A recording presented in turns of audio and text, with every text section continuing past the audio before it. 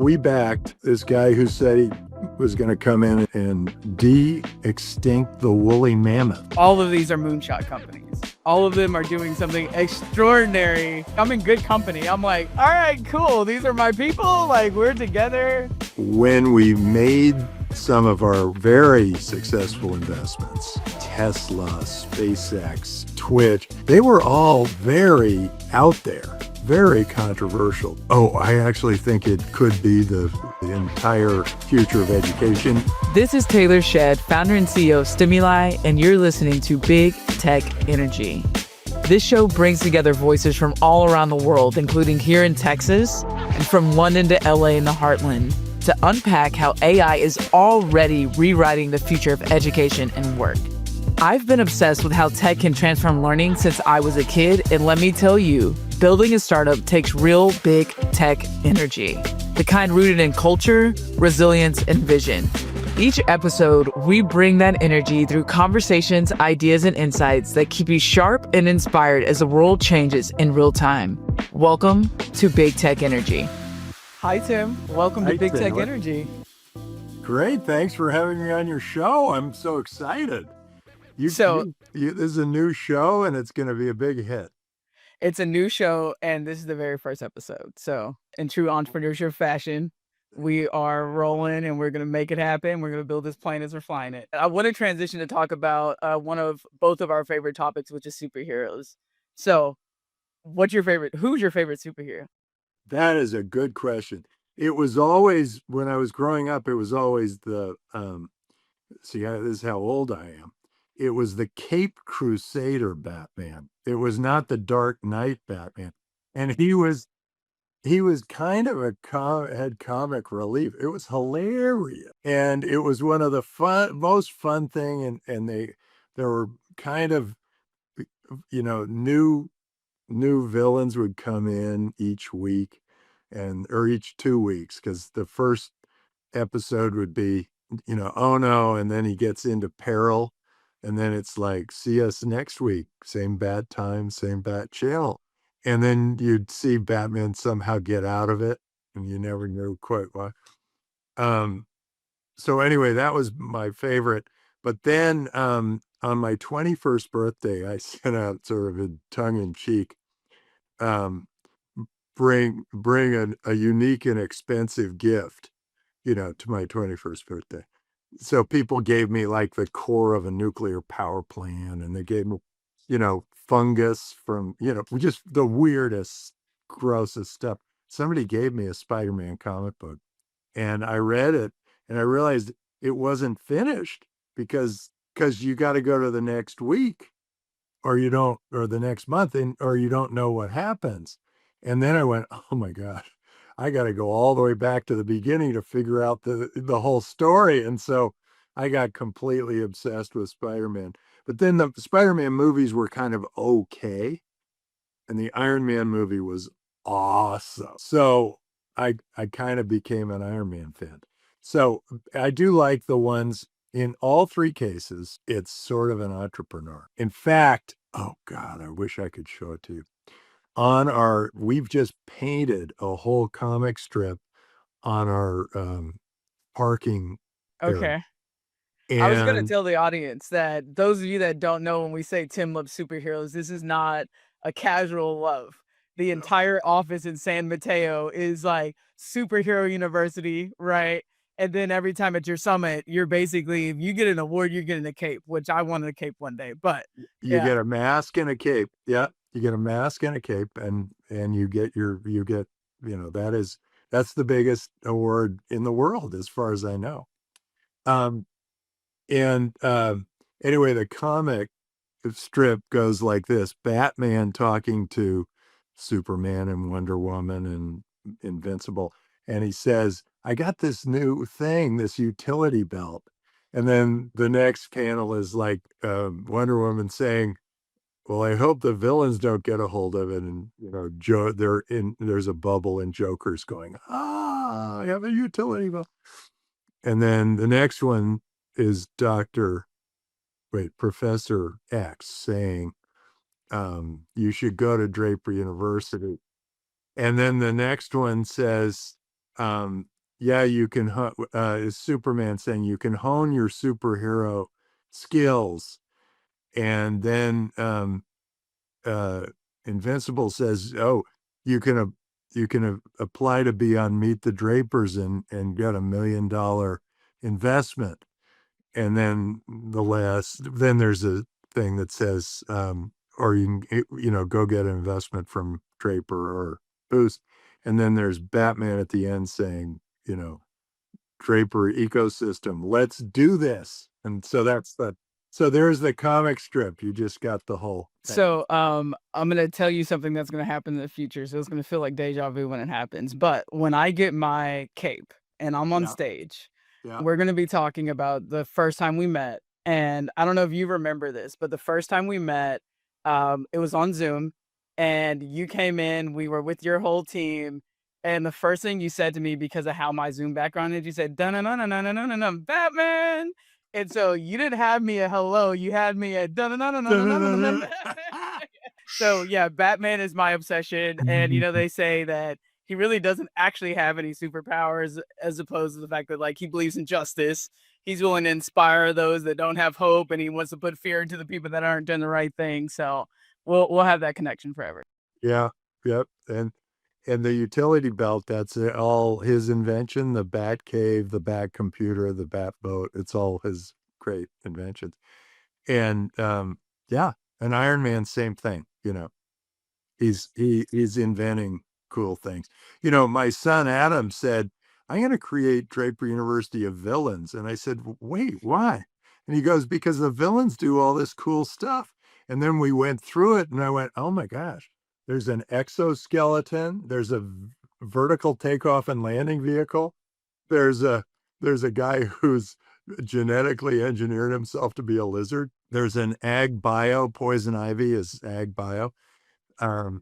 Harlequin is like decentralized government, and then Mysterio is like AI, AR, VR. Isn't it wild? So we had the superheroes on one side of the wall in our office. Now, so we have a parking lot, and then we have both sides of the big office. And one side is these superheroes, and the other side are super villains with all their cool inventions. Yeah, no, that's cool. That's It's cool. pretty funny. I mean, in a way, right? Technology, just like a weapon, can be used for good or bad. As we're talking, I want you to pretend like this audience has like never heard of Silicon Valley, never heard of the Drapers. So Okay. we're gonna like really bring them in. So the first place I want to start is helping the audience understand like who you are. And if we Google you, we're gonna find that you're the scion of Silicon Valley. Most people know I'm an athlete's baby, right? Like my whole family was athletes. You're a venture capitalist, and here we are. But I want to talk about young Tim. Like, who were you when you were in high school? What are the 3 things that you knew about yourself? Get me there. Good. Well, young Tim, if we're going to go way back, I was an athlete, or sort of an athlete. I loved baseball. I kind of lived and breathed it, and grew up in a place that it's become much more gentrified, but it was pretty rural. We rode our bikes through each other's backyards and that kind of thing. And then I had I had a penchant for math, and my mom thought that I'd be better off leaving California and going all the way to the East Coast, to Andover in Massachusetts. And so I was a prep school guy, and I lived there for 4 years, and that was very formative for me. They really do know how to raise adolescents there. And then came back to Stanford, really enjoyed that school. I worked for Hewlett Packard for a little while, for a couple of years in their computer support division. While I was doing that, I actually created a game called Stanford the Game. I'm going to jump forward to this point that we're at, where you're making deals, you're successful. But what I want to ask you is, how old were you when you realized what your family actually did? Me, as a young person, I saw what my dad was doing, it totally inspired me, but it was on a subconscious level. It wasn't even until college that I figured out, oh, I'm an entrepreneur too. At what did they talk to you? Were they like, son, this is what we do and this is what you're gonna do? At what age were you when you realized the business that your family had been in? No, my grandfather was the first Silicon Valley venture capitalist. That's the first guy to write a check to a startup and get it going or whatever.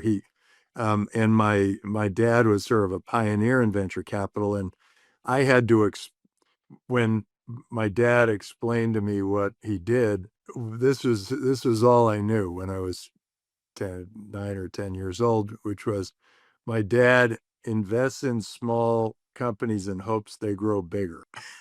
That was pretty much it. And they said, because all the other kids, their parents were plumbers and everybody knew what a plumber was, or a doctor. People knew what a doctor was. Um, or teacher. People knew what a teacher was, but no one knew what a venture capitalist was. And so I always explained it just that way until I had a better picture as to what he did, which was probably not till college. And no, there was no plan. My dad was very much sort of a free thinker, and I I really had intended to be an entrepreneur all along, not a venture capitalist. But I had sort of coming out of business school, I had too many ideas, and having too many ideas is actually a bit of a problem because you can't do them all. You got to focus. If you're an entrepreneur, you got to focus on one, get it done, go, go, go.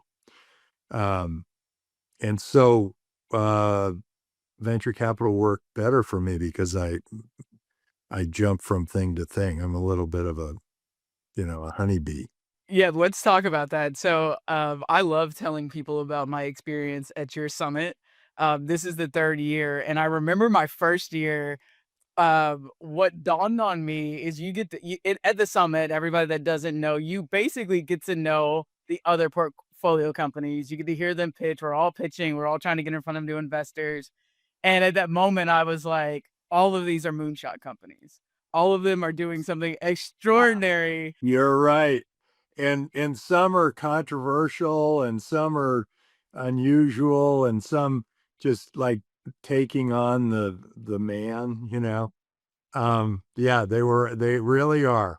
So And I was like, I'm in good company. I'm like, all right, cool. These are my people. Like we're I together. know it's sort of fun because it's actually I had a fun conversation with a very successful entrepreneur, and he kind of said, "So you're kind of that rare 1/10 of 1% of people who actually are taking chances on the future."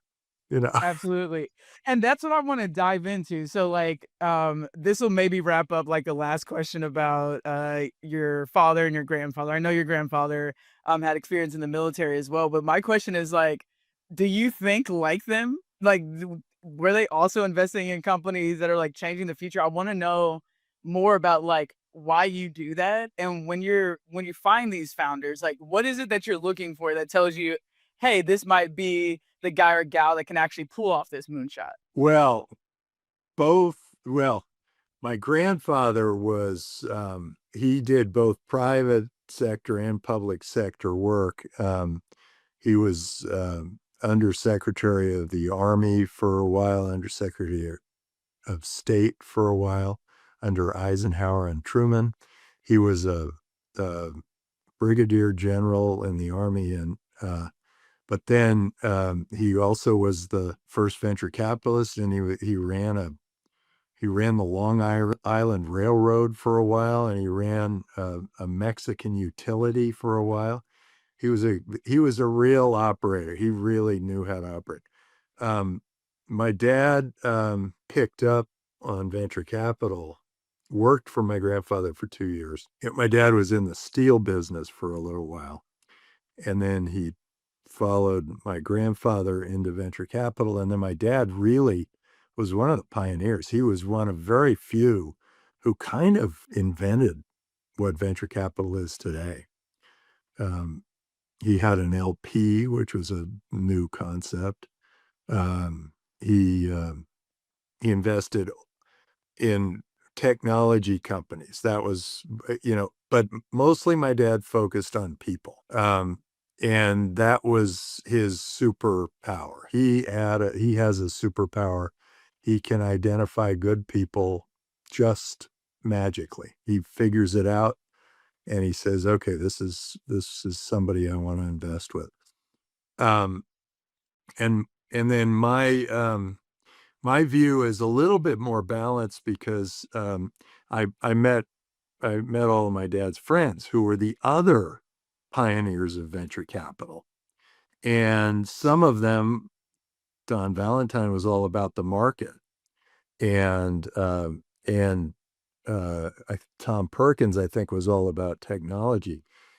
And so I thought, well, you need to put these three things together. You need to look at the market, you need to see what technologies are coming along, and then you need to back the great people. And that's what I have tried to do.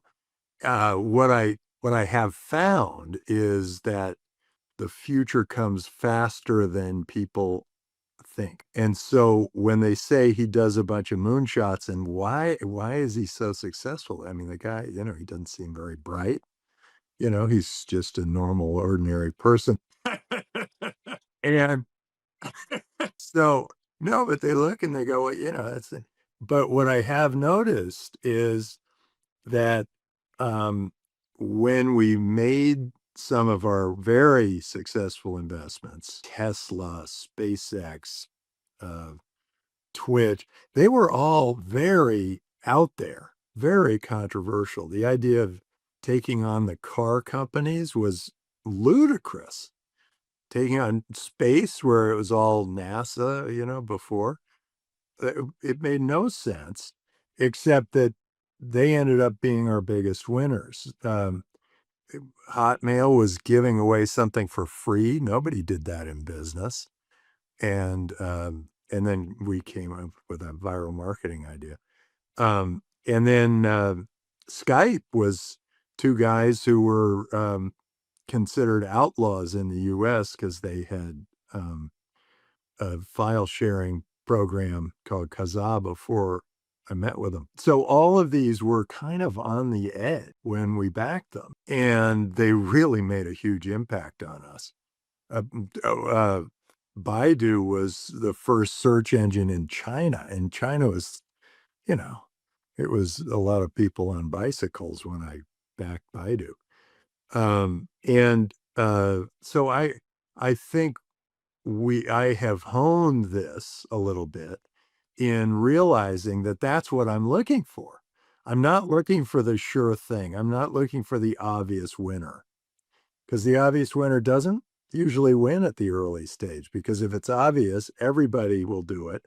It'll be a lot of competition, and it'll be a race to the bottom.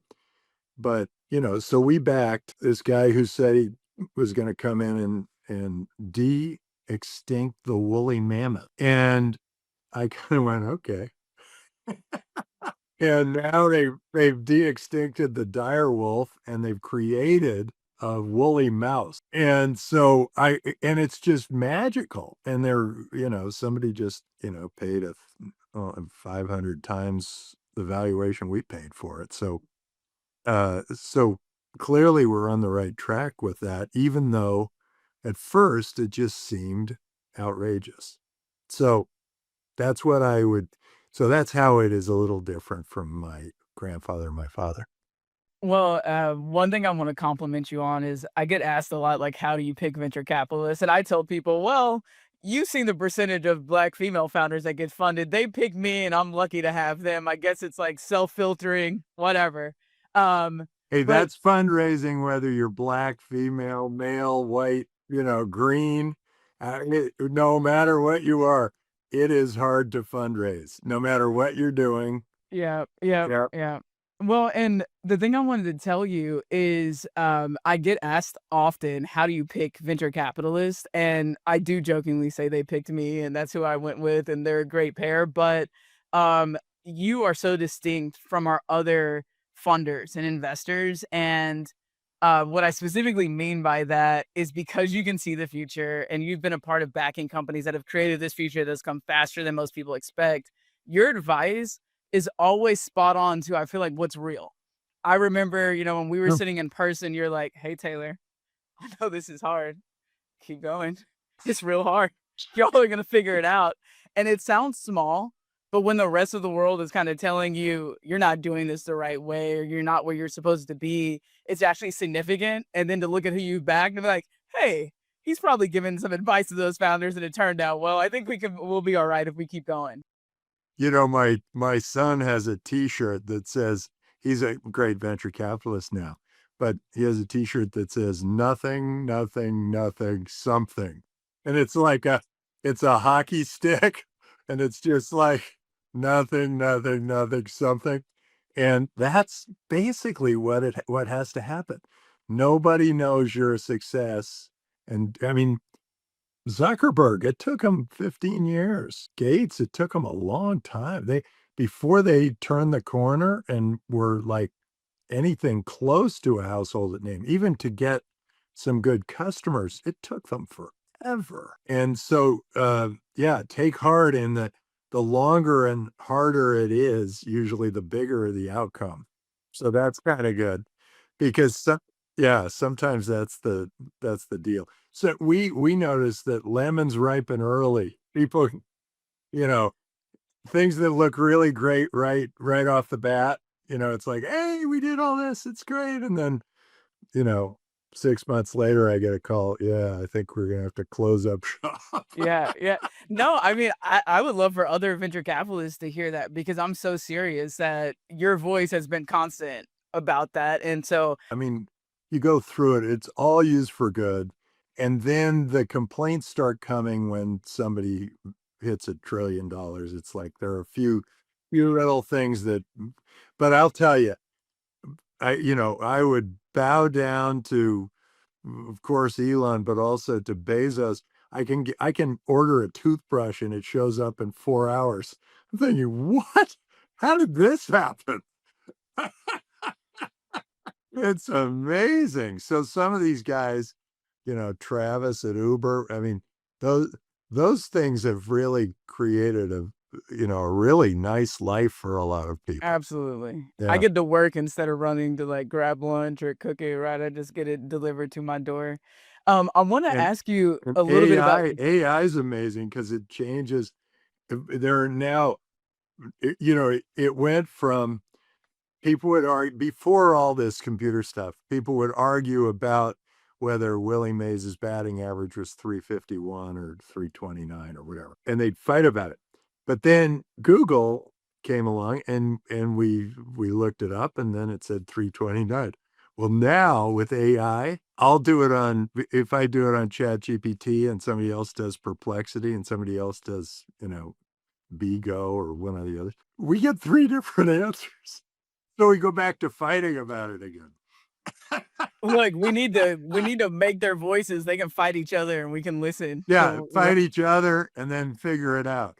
Yeah, there's an interesting opportunity. Somebody creates an agent that is just like the agent that moderates the argument between the two parties. yeah. So the question I'm going to ask you about is the hero's journey. We all know the arc. It's in almost every story we've read.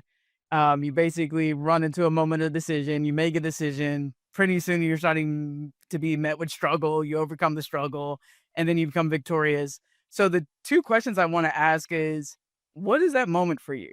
Like, what was one of the most difficult moments where you questioned everything? You made a decision, you kept going, and you landed softly. I finally wrote about this in a book. My book's not out yet. I mean, one book is, the other one's not. I got arrested for something I didn't do. I was 10 years old or 12 or something like that. And I thought, until then, I thought everything kind of worked the way it was supposed to. And then I got arrested for something I didn't do. Now, they didn't take me in because finally they realized that I wasn't the right guy. But at that point, the police, that was like, they know everything. And then I started to question everything. Then I was trouble in class. And I, went to the principal quite a bit after that. All sorts of things happened because it was like, hey, maybe they don't have it right. And so if they don't have it right, then maybe I should be trying to make it right. And so that's kind of what I've done. Um, and that has gone all the way through. I mean, but somehow I muddle through enough so that I kept getting into good schools, good high school, good college, good business school, all that stuff. But it, I think I was also, I think when they accepted me, it was like, although it was like, we'll take him, even though da, da, da, da, da, da. It's like he's good at math, he's good at math. Let him hit. So, it's on the superhero vein, and this is like one of the last questions before we go to the last section is, um, at the summit, I loved hearing the stories about how the founders were at these moments where it was almost like an existential crisis, and boom, something came in and just changed what happened. So, my question for you is like, tell me about a moment with a company where you like were able to swoop in and change the trajectory of where they were at, and the follow-up question is like, are there patterns that you've recognized of points that companies get to that, maybe if founders knew the story, they would be paying attention to it more proactively and it wouldn't happen? Well, I think it's a little serendipitous because, I mean, the one that comes to mind is Hotmail, and they had created web-based email, and I was trying to figure out how we can get it out there to everybody. And they wanted to advertise on the billboards and, on TV and all that. I was thinking, God, I don't want to raise all that money. And so I came up with this mother of invention. I um I said, well, can't we just like can't you just get it out to all these guys, on the internet thing? And they said, oh no, that would be spamming. So I thought, okay, I can't do that. I said, well, wait a second, you're giving something away for free. They had decided to give away email for free because it didn't cost them much. I said, you're giving away for free. What what if you put an advertising message at the bottom of everybody's email, and you put it on every email so it's persistent, so that it goes from one person to the next to the next to the next, and there's always this message, get your free email at Hotmail. And I said, and start it with PS I love you, get your free email at Hotmail, so that it looks like it's the end of a letter. PS I love you, get your free email at Hotmail, click here. They really didn't like it at first, but then they grew to like it, and then they said, okay, we'll do it, but no PS I love you. And I always said the world would have been a much more peaceful and loving place if they had kept it. But anyway, it spread like crazy. It was, 11 million users in 18 months. And Sabir Bhatia, the founder, sent one email to his friend in India, and within 3 weeks, we had 100,000 registered Hotmail users in India. It was just, and then our problem was actually very different, which was we couldn't afford the servers to keep the site up. Yeah. And then we kept getting people who came to invest, and then they'd make a commitment, then they'd bail on it because it just scared them too much. But then there was a little bit of a bidding war, and Microsoft won.